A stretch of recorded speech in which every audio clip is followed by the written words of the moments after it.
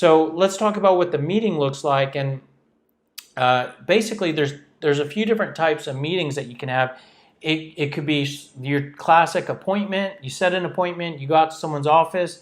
It could also be an online meeting. You meet virtually. It happens more and more in today's world.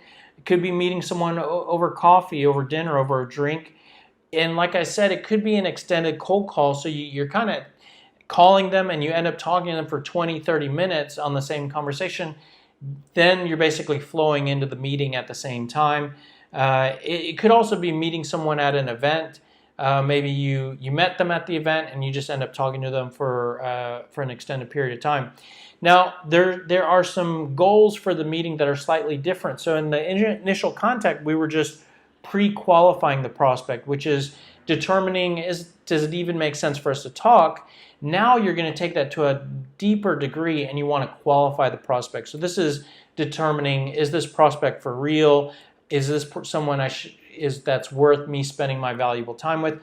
Again, we'll talk about qualifying in more detail later, but this basically means there's going to be different questions to ask. You also still want to continue to build more interest with the prospect. You're still not trying to get them interested enough to buy from you. You want to get them build interest to another level so that they agree to hearing about the options that you have and seeing your presentation basically. And the close is not to close your product sale, but to close for the presentation. The structure is, it could be anywhere between 10 to 60 minutes. So for your more simple products, the meeting could be a 5 to 10 minute conversation. For your average products, it might be a 20 to 30 minute meeting.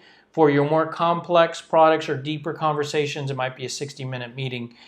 The level of attention in terms of how that's divided in the meeting, so at the initial contact it was more on the prospect, less on you. Now it evens out. So it's 50% on the prospect, 50% on you. In a 30-minute meeting, what that might look like is you spend the first 15 minutes on the prospect, and you do that by asking questions. And then in ideal scenarios, you ask questions and learn about them, and then you spend the remainder, the second half, the second 15 minutes on about you. So how you match up against what they need, how you can help would be ideal. And the questions to ask, you can go back to your pain questions, any pain or current environment questions you haven't asked so far, but now you can start to add in qualifying questions trying to determine what exactly is going on with the prospect and if they're for real. So once you have done that, then you can move on to the meeting, to the presentation step.